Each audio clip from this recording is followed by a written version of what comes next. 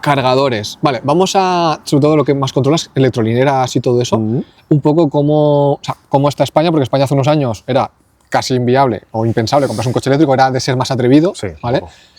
Ahora ya es algo muy normal y cómo vamos a ir los próximos años con el tema de electrolineras, que sois los que más, Vale. lo que más controláis. Ok. Sí, bueno, lo primero, hace... Esto que empezó en 2017-2018, más o menos, ¿de acuerdo? Cuando Tesla llegó a Europa y si querías un vehículo eléctrico, que digamos que era el único que había, te lo tenías que importar desde Holanda. Entonces, para que veas un poco cómo estaba todo. Solo había un supercargador en 2018 en España y era el que estaba en Girona. Entonces, imagínate. O sea, esa suerte. ¿Vale? Hostia, sí, suerte, ¿no? O sea, cargabas en tu casa, eso sí, obviamente, había cargadores de alterna, funcionaban perfectamente, pero claro, en tu rango.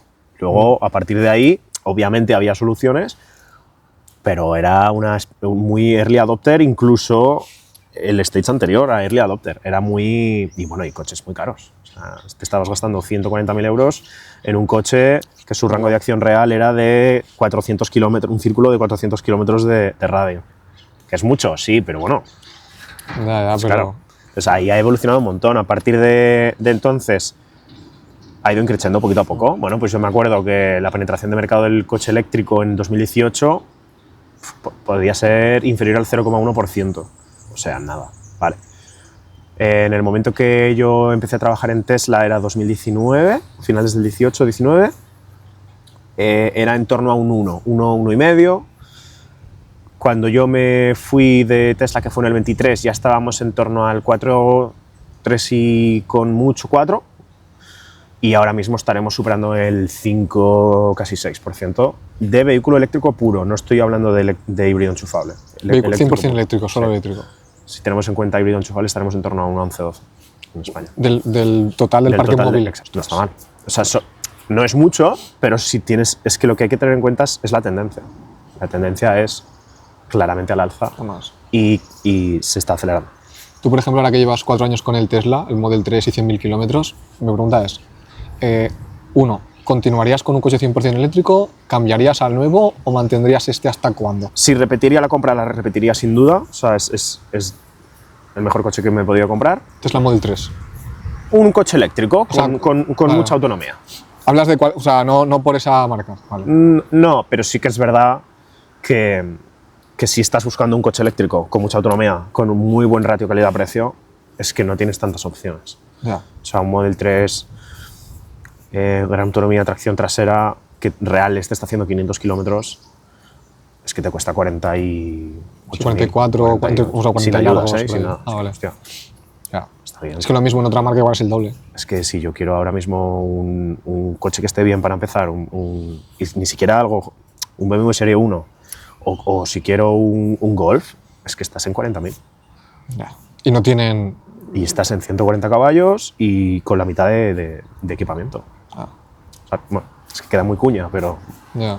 es la realidad. Entonces, esa era la primera pregunta. Yo, sin duda, sería un coche eléctrico con mucha autonomía, no tiene por qué ser ese. De hecho, en mi familia, que luego si quieres hablamos de a nivel personal, cómo he ido haciendo mi trabajo de comercial, ¿no? Porque en mi casa ya tenemos 3 coches eléctricos. O sea, tengo yo el mío, mis padres tienen un Kia EV3 y mi hermana y su pareja tienen otro Tesla.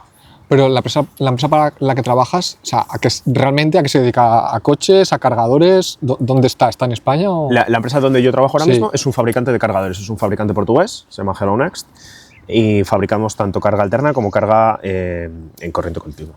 ¿De acuerdo? Entonces, hacemos todo el espectro de potencias, desde los 3 kilovatios, 3,7 kilovatios, hasta los 480 kilovatios. Pues claro, es un catálogo muy amplio. ¿Cuál es la instalación más grande o más potente de cargadores eléctricos que habéis hecho? Pues mira, la que yo he hecho es una de las más grandes que la empresa ha hecho en la península ibérica y la inauguramos hace un mes y medio aproximadamente en Motril, en Granada. Son 3 puntos de carga HPC, que es de alta potencia, 2 de 240, 1 de 400, con posibilidad de subir hasta 480. O sea, 480 kilovatios. 1,2 megas de potencia contratada de ese hub de carga. Ostras. ¿Qué te encuentras cuando en esos proyectos tan grandes o de tanta potencia ¿qué te encuentras? O sea, alguien que no tenga ni idea de esto ni se dedique profesionalmente. ¿Alguna curiosidad? Quiero decirte, ¿qué pasa en esos sitios? ¿Cómo empiezas? ¿Cuáles son los problemas que tienes? Todos. Son proyectos que son tan personalizados, por así decirlo, que ya no eres un vendedor, eres un project manager. Ya está. En el momento en el que firman el pedido, te quitas tu traje de vendedor y te pones tu traje de project manager. Y el 60% de tu trabajo está aún por hacer. Y es que eso llegue a buen puerto y se haga bien. Entonces, a partir de ahí, te tienes que poner en contacto. Obviamente, el cliente hace toda su parte. El cliente puede o no proveer instaladores. Entonces, yo tengo que estar en contacto con instaladores. Yo tengo que estar en contacto con cliente final, el dueño de la estación. Y yo tengo que estar en contacto con el operador que va a dar el servicio de backend, de software, que esto ahora entraremos, para que esos cargadores funcionen. Y entonces yo estoy en medio, tengo que encargarme de que los cargadores lleguen en tiempo y forma, de que el instalador tenga todo claro para realizar esa instalación y que se haga correctamente, y de que el backend provider, en este caso la empresa que nos da ese software, que es con la que interactúa el cliente final, se integre bien con nuestros cargadores para que la experiencia del cliente sea adecuada. Y todo eso para que el cliente final que es mi cliente, esté contento. Es el de la estación. Exacto. Vale, Exacto. vale. Entonces son muchas cosas.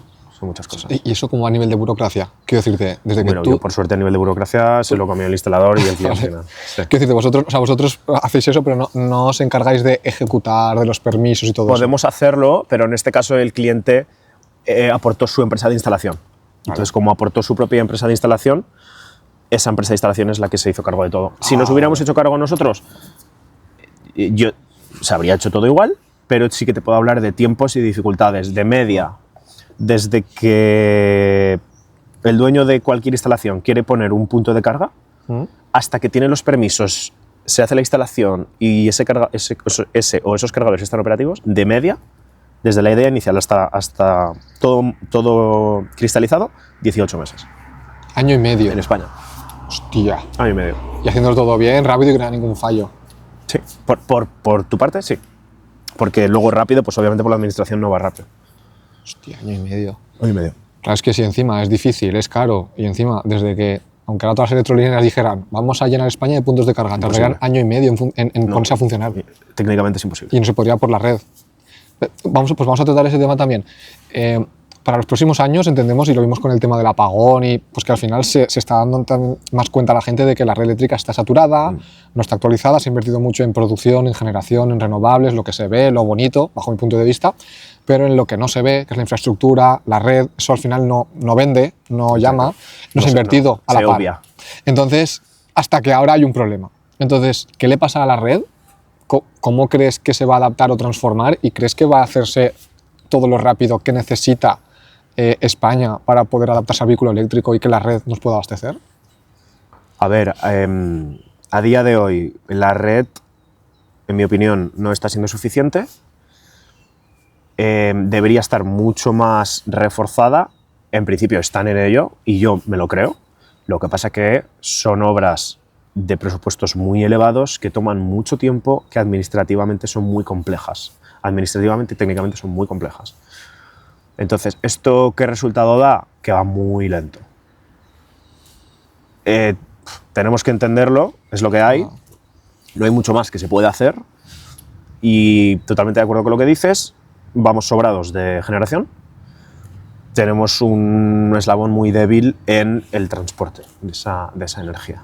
No solo incluso dentro de España, que también la conexión con Francia es muy débil. Por ejemplo, nosotros España como tal, podría ser un exportador totalmente neto y aportar energía para el resto de Europa por capacidad de producción. Lo único que si no puedes evacuarla, si no puedes transportarla, pues tienes un problema. Entonces, al final, esto es como si tú tienes una fábrica que puede producir mucho, pero solo te viene un camión al día. Claro, la tienes llena, pero Claro, no tienes que dejar de producir porque no puedes sacar la mercancía. Exacto. Entonces, ¿esto cómo se minimiza, cómo se trabaja, cómo se refuerza? Pues con tiempo, con presupuestos, con políticas que estén por la labor de hacerlo, y que todo eso está muy bien. Pero técnicamente nosotros, ¿cómo podemos agilizar un poco? Bueno, pues han llegado el tema de las baterías. Y cuando digo baterías no me refiero a baterías pequeñitas, sino a baterías que se dice utility scale, en escala muy industrial. Estos son baterías que lo que nos permiten es, en zonas donde quizá el transporte es mucho más complejo o donde directamente no nos pueden dar la potencia que nosotros queremos, tú puedes instalar una batería de 240 kWh hasta, vale para cualquier caso, y ahí lo que te permite es puentear directamente la potencia que tú pides, te la puede dar esa batería. Ejemplo práctico, ¿vale? Una gasolinera que tiene 40 kilovatios de potencia contratada, que es súper normal, que se quiere poner un cargador de 150 kilovatios. Claro. Imposible. De primeras, imposible. Vale. Dos soluciones. Solución 1. Pedimos un aumento de potencia, pedimos más derechos de potencia y nos ponemos a hacer toda la obra civil para aumentar ese metraje y aumentar el cableado. Bien. Opción 2. 18 meses. En el mejor de los casos. 18 años y medio. ¿Sí? Eso es. Y mucho dinero. Y posibilidad de que te digan que no. Sí, al momento dicen que no y eso son 2 o 3 meses más y vuelvo a pelearlo. Exacto. Más el coste de ese aumento de potencia contratada, etcétera, etcétera. Vale. Sí, porque al final tú tienes que tener 180 kilovatios o 150 contratados para que vaya un cargador una vez al mes, cuando podrían ir a 50. Entonces estás pagando el triple de potencia para momentos puntuales. Correcto, eso es otra. Exacto. Entonces, opción B, poner una batería de unos 215-240 kilovatios hora, aprox. Bueno, aquí voy a hacer un inciso para que la gente se haga un volumen de envergadura. Esto, por ejemplo, es 1 kilovatio hora. Estás hablando de 240 veces esta batería. 250 veces de ahí para arriba. De ahí para arriba. Para que se haga una idea del volumen o la barbaridad que estamos hablando. Exacto. Sí, correcto. Eso sí que es verdad que han avanzado mucho este tipo de baterías que desde el Genonix, por ejemplo, fabricamos. ¿Vosotros fabricáis? Sí. También. Sí. Vale. Somos fabricantes de baterías, somos fabricantes de cargadores y estamos entrando en baterías. Vale. Mucho más lento, pero estamos entrando, ¿de acuerdo? Antes las baterías eran refrigeración por aire, eran con ventiladores, entonces esto hacía que fueran mucho más grandes, mucho más voluminosas y refrigeraran peor, tuvieran menor capacidad de refrigeración. Ahora ya estamos trabajando, o en el sector en general se está trabajando con baterías de refrigeración líquida. Eso permite que la refrigeración sea mucho más eficiente y lo que nos permite es que la batería sea mucho más pequeñita. Es una batería, para que la gente se haga una idea, 240 kilovatios hora, imaginaos la típica nevera americana de doble puerta, más o menos. ¿Vale? 2 metros de alto o 1,90 m de alto, vale, y 1 metro de ancho y de profundo. O 1,20 m de ancho y de profundo, aprox. No son muy grandes. Vale, pensé que eran más grandes. No, es que el liquid cooling lo que te permite es eso. ¿Y en aire cómo sería? El doble. El doble. O más. Hostia. Y menos ciclos de carga. En la refrigeración líquida lo que permite, al ser mucho más eficiente esa refrigeración, permite que la temperatura de las celdas que están dentro, que son las pilas, literalmente son pilas, estén a una temperatura mucho más constante todo el tiempo. No suben tanto la temperatura en momentos de carga y descarga, o la bajan. Exacto. Y eso la deteriora más. Sí. Entonces tienen más ciclos de carga y descarga. Sí. Estamos pasando de unos 6.000 ciclos de una...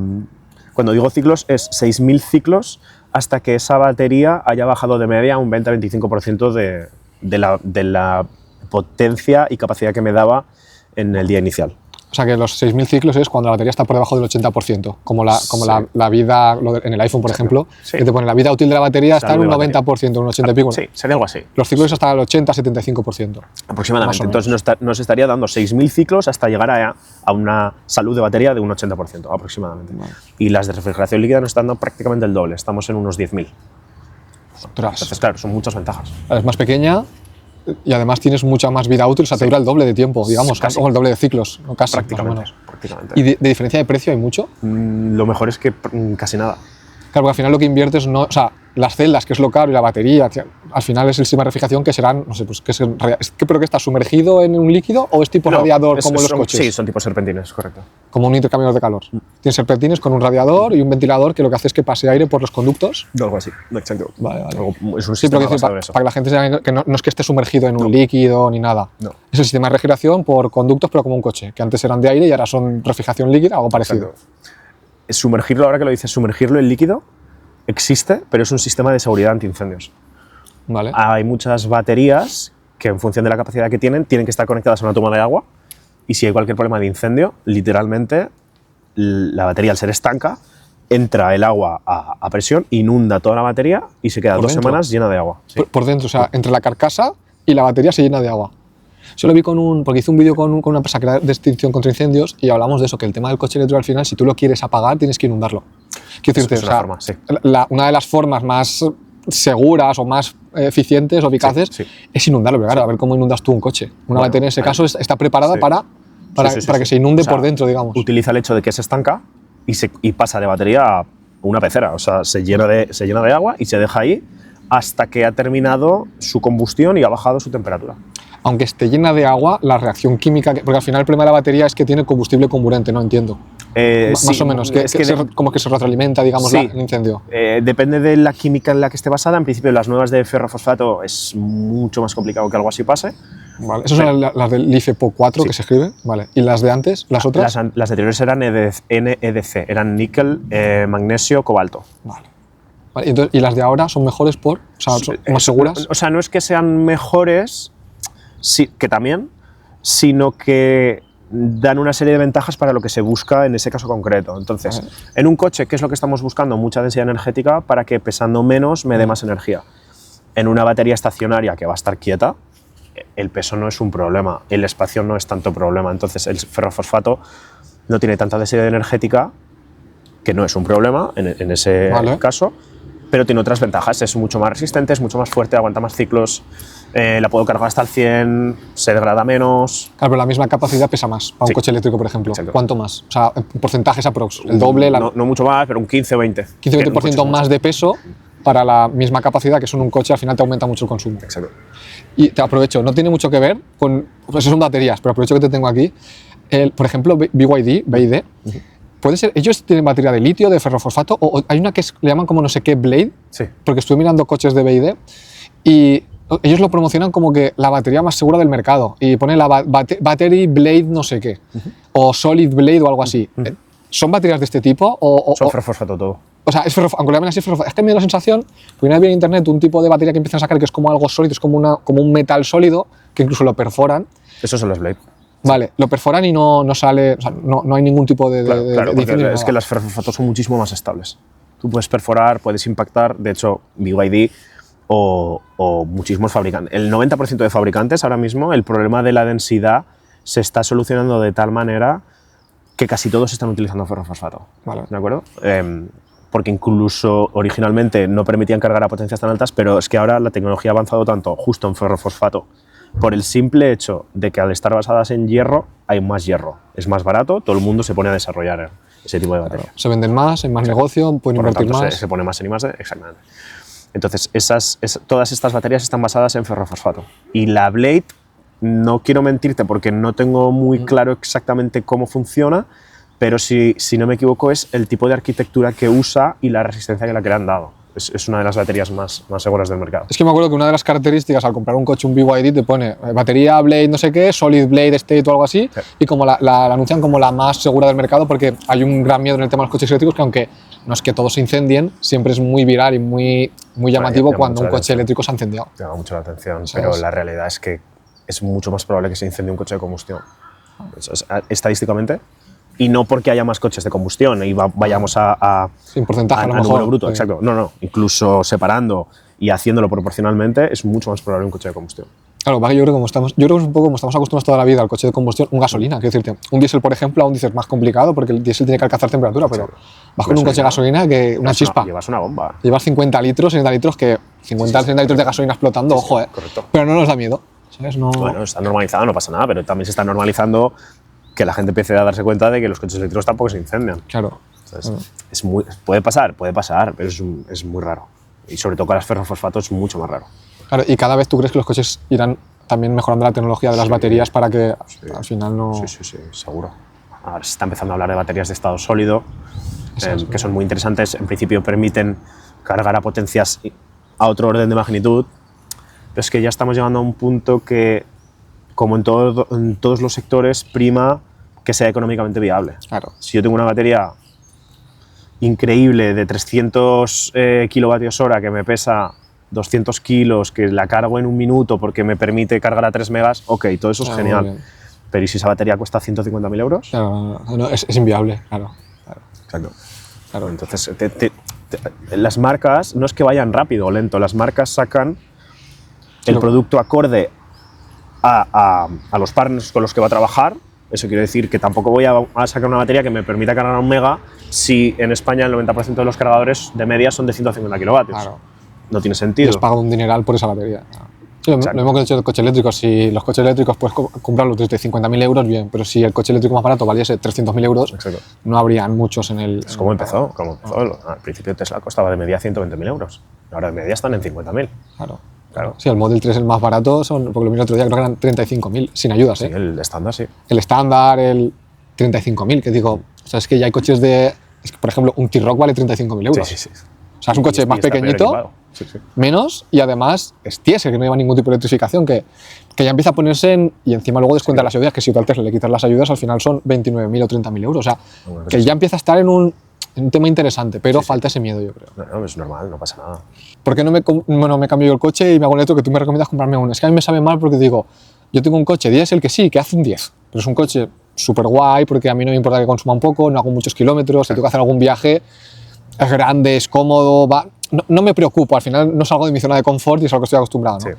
Entonces, yo estoy en ese punto en el que digo, me gusta el coche eléctrico porque encima yo crearía un montón de contenido, o sea, al final me vendría bien, yo tengo una instalación solar en casa, puedo ponerle más placas, o sea, me saldría más barato todavía el kilómetro, yo encima trabajo en casa o en la oficina, que yo puedo dejar el coche toda la noche cargando, O dejarlo en casa, todo de cara. o dejarlo en casa y cargarlo con los excedentes solares, que el 50% de lo que yo genero lo inyecto a la red en forma de excedente, o sea, hay un montón de posibilidades, pero yo estoy en ese punto en el que digo, ya, pero es que yo tengo un coche que tengo años, me va bien, entonces me sabe mal deshacerme de ese coche para comprar un eléctrico. Otra cosa es que el coche mañana se me rompa, lo que te decía, y yo estoy casi seguro de que si el coche se me rompe tengo que cambiarlo y me compraré un eléctrico, pero cambiármelo sin que deje de ir bien es un poco eso que tengo, ¿sabes? Bueno, y también hay mucha gente que dice, ostras, cómprate un coche eléctrico, es más seco. Bueno, no hay nada más seco que aguantar el coche que tienes, ¿no?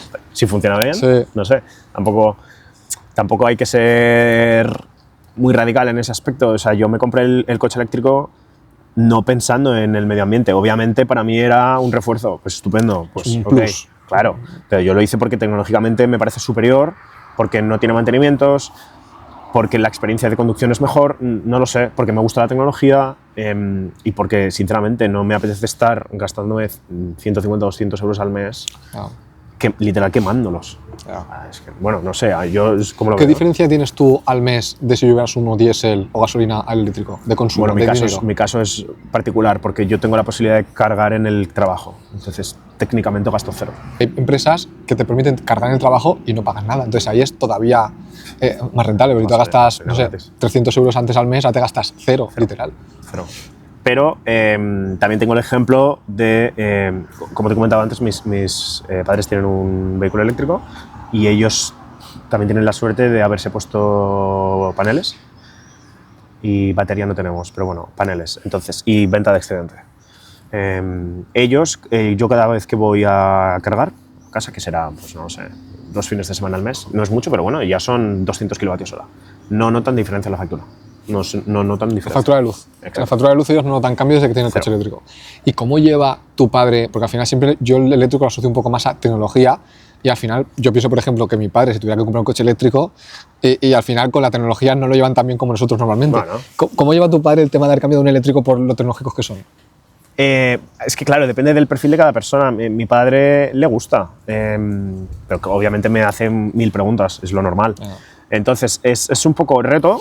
Por un lado es como, joder, ahora tengo que aprenderme todo esto, tengo que bajarme estas aplicaciones, tengo tal. Pero por otro lado es que, qué guay, porque llevo 50 años conduciendo un coche de combustión, ya estaba, no cansado, pero era como, todo es lo mismo. A la semana del coche nuevo, sí, qué guay, un coche nuevo, pero ya estoy igual, ok.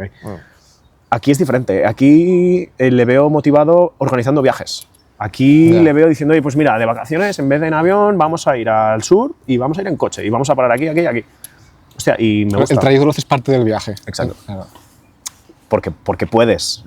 Otra cosa es que vayas muy apretado de tiempo, ¿no? Pero incluso aunque vayas apretado de tiempo, a ver, no sé, yo lo recomiendo. Viajar en coche eléctrico es algo que recomiendo. Tú a nivel de trabajo que viajas mucho y siempre sabemos que en el trabajo vamos mal de tiempo y con prisas, ¿cómo lo llevas? Quiero decirte, entiendo que estás contento y sigues con él, pero para esas personas que tienen ese miedo, ¿qué les dirías o con qué te has encontrado tú al meterte ahí en el trabajo? A ver, yo no tengo ningún tipo de diferencia porque las mismas paradas que haría En un coche de combustión las hago con el coche eléctrico, tal cual.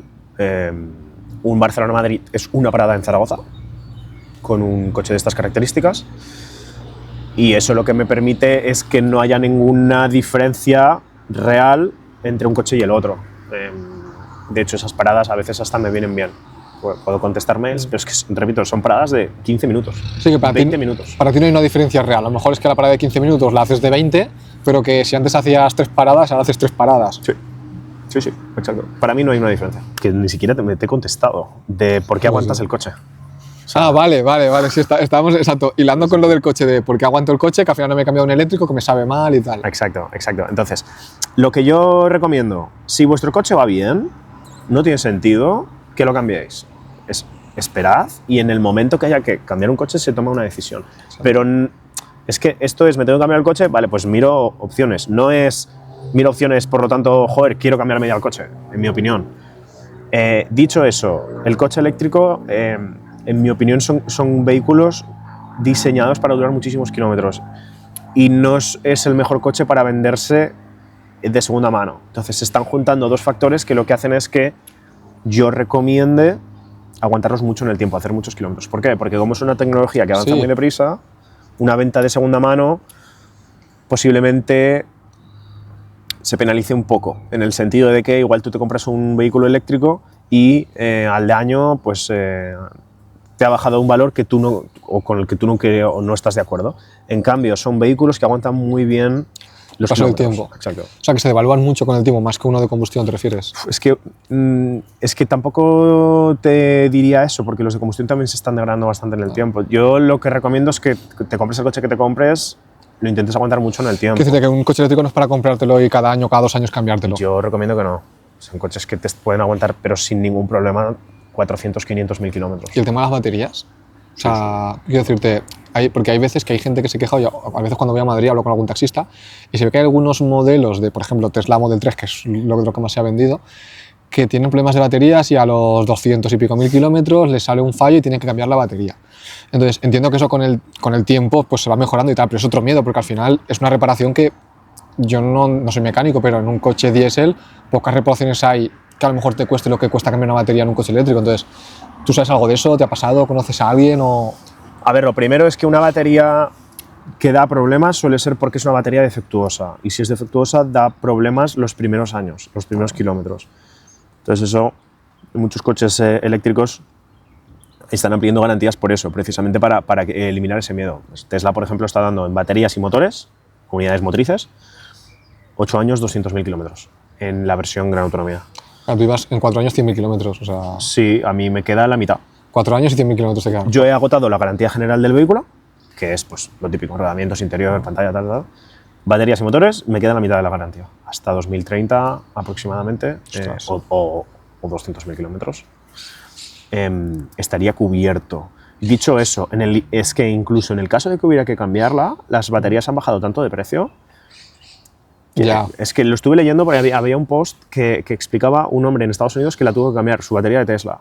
Y la batería como tal, el material en sí, sin contar la mano de obra, era unos $6.500. Pero ya no es tanto. Es que, joder, no es tan barato. Y a lo mejor de aquí 3, 4, 5 años con lo que está bajando el precio de batería, porque bueno, nos conocimos en una conferencia, en un evento y tal, y hubo algo que me marcó mucho lo que dijiste, que viene muy hilado con esto, y es que lo que dijiste de que en los últimos 5 o 10 años el precio de las baterías se había bajado un 90% y tal. Sí, en los últimos 3 años un 70%.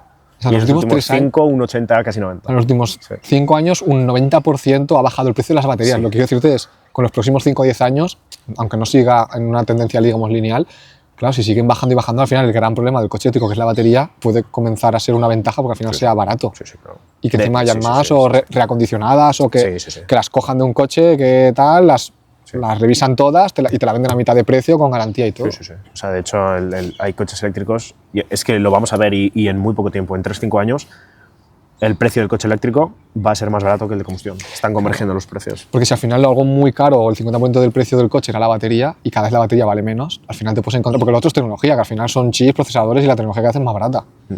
Y el problema de la batería y cada vez vale menos. Sí, correcto. Y además es ese concepto de masa, de que cuanto más volumen haces, más inviertes, como más inviertes, más eficiente te haces y más barato el coste unitario de batería. Claro, más se vende, más compran, cuando Es una pescadilla. produces más barato, vendes más, la gente compra más, puedes invertir más. Al final, cuanto más se adopta, cuanto más se democratiza ese producto, más competencia aflora, porque Claro. hay más demanda, por lo tanto, más se puede bajar el precio.